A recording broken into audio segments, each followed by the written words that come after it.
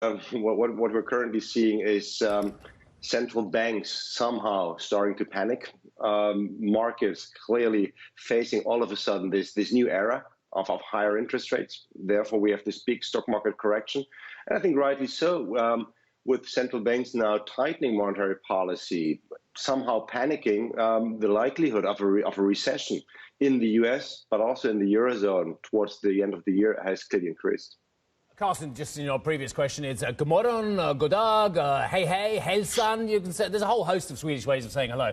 Anyway, let's move on, Carsten, as well. How far behind the curve is the ECB, or are they managing things rather well? I think the ECB is managing things rather well because compared with the US, inflation in Europe is still mainly a supply side issue.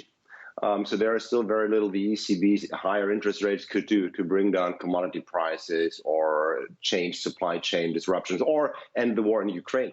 So therefore, I think the ECB is still pretty much on track that they will now normalize monetary policy if they do so over the summer. And if by September we've seen probably 70 basis points rate hikes, and we might see a couple of additional rate hikes towards the end of the year, with then probably a refi at 1.25. I think the ECB has done a good job. Carsten, can I bring up the impact of moves from the Fed, though, for the ECB? Because a lot of ECB officials do see the link as well, that if you have much more aggressive policy action from the Fed, there are ramifications for other central banks. If we were going down the pathway of 75 basis point moves, big jumbo-sized hikes from the Fed, what does that mean for ECB policy?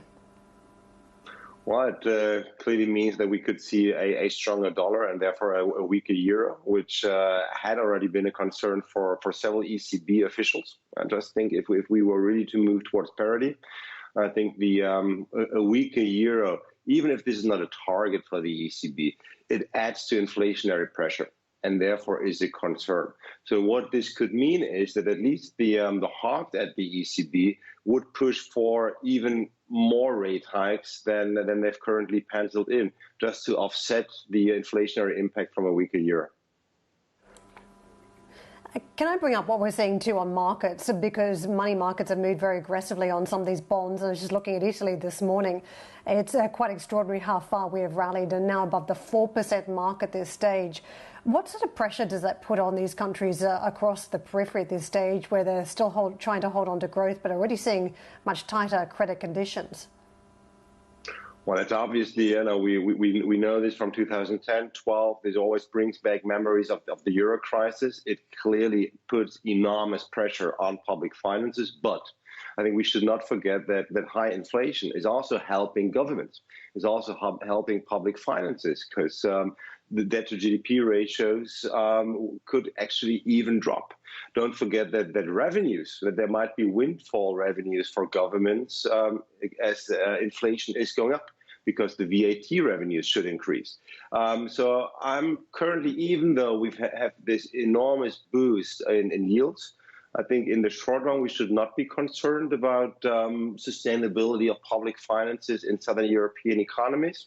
They've also used the era of extremely low interest rates to roll over debt. But I think that is the open question that Christine Lagarde did not answer last week at the ECB press conference is, will the ECB do something about this fragmentation? Because what it clearly means is that any ECB's monetary policy will not have the same impact across the European countries, because the ECB's monetary policy will be more restrictive in Southern European economies. And that is something that the ECB, in my view, is not really envisaging. So I think we're going to get a speech by Isabel Schnabel today, which might address this issue of fragmentation once again.